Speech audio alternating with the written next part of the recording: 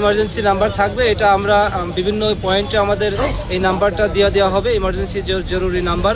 এছাড়াও আমাদের যে সকল মিডিয়া ভাইরা আছে তাদের মিডিয়াতেও আমরা এটা প্রচার করব যে জরুরি নাম্বার, যদি কোনো সমস্যা বা অপ্রীতিকর কোনো ঘটনা ঘটে থাকে সেক্ষেত্রে আপনারা অবশ্যই এই নাম্বারে ফোন দিবেন, আমরা যথাযথ ব্যবস্থা নেব। এবং আমাদের সাথে আমাদের সার্বিক সহযোগিতায় আমাদের নওয়াপাড়ার অভয়নগর থানা পুলিশ, নৌ পুলিশ, এছাড়াও আরও যারা আইন শৃঙ্খলা বাহিনী, ফায়ার সার্ভিস সকলে আমাদের সহযোগিতায় থাকবে ইনশাআল্লাহ।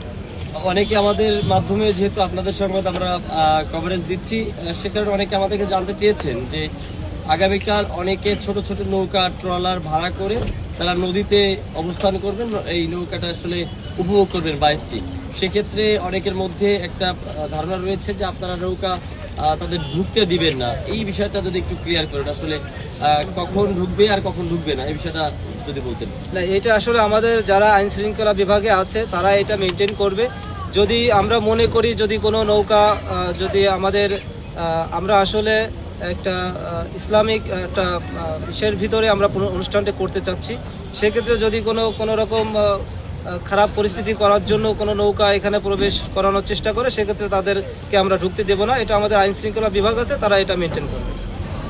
এর মধ্যে আমি আরেকটু কথা সংযোজন করি, সেটা হচ্ছে আমরা জানি যে গ্রাম বাংলার ঐতিহ্য যে সংস্কৃতি, এই সংস্কৃতিতে আসলে অনেক সময় এটা তো রোধ করা যাবে কিনা, তা তো আসলে গ্রামীণ সংস্কৃতি পালন করবে, সেই বিষয়টা কিভাবে দেখবেন আপনারা?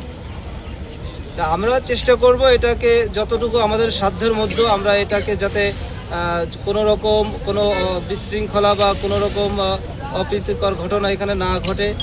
সেক্ষেত্রে যদি কেউ কোনো রকম এরকম কোনো কিছু করতে চায় সেক্ষেত্রে আমরা ব্যবস্থা নিব। ধন্যবাদ।